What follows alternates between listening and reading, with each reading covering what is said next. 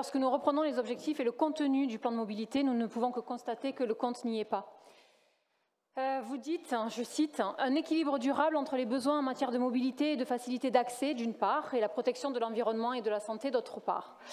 Je rappelle que nous vendons du foncier aux autoroutes du sud de la France aujourd'hui même. Nous aurons une autoroute donc, qui va traverser notre métropole. Donc, de quel équilibre durable parlez-vous ?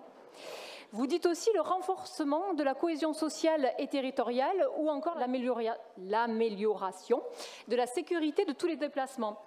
Je pense fort aux habitants des 4 boulevards qui vivent au quotidien votre conception de la cohésion sociale et territoriale et sur lesquels la sécurité n'est pas respectée avec de trop nombreux accidents.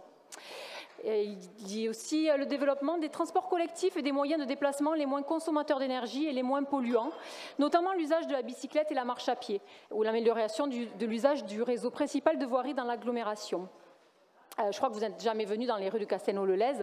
La rue Jean Jaurès est un véritable danger pour les déplacements à pied ou à vélo, par exemple. Quant à la voirie de cette ville, l'absence de trottoirs et de pistes cyclables, le nid de poules sur les routes ralliant le centre-ville, l'impossibilité pour des enfants de relier en toute sécurité leur école ou leur collège, la liste est longue et je serai trop longue à la détailler. Mais un constat s'impose implacable. Il n'y a pas de concertation. Il y a une disparité entre les communes dont la majorité n'ont aucune continuité cyclable pour sécuriser le plus élémentaire des projets, celui ralliant les écoles pour mettre en sécurité des enfants, jeunes consommateurs, des modes actifs de demain.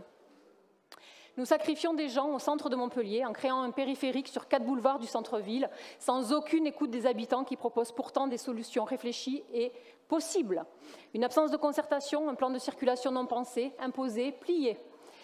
Nous sacrifions les gens de Saint-Jean-de-Védas qui vont se retrouver avec une autoroute dans leur ville, une autoroute du sud de la France.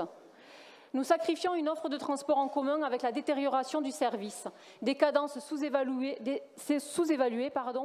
des bus qui tombent en panne trop souvent.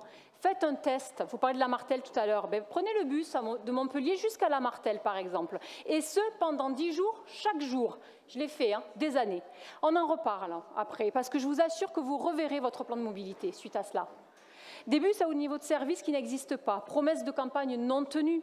Vous ne ferez croire à personne qu'inaugurer un bout de tronçon à moitié en site propre est une ligne de bus tram à part entière. Bref, nous constatons aujourd'hui encore une opération de communication, encore une esbrouffe, encore un camouflet, encore un enfumage. Personne n'est dupe, soyez-en assurés.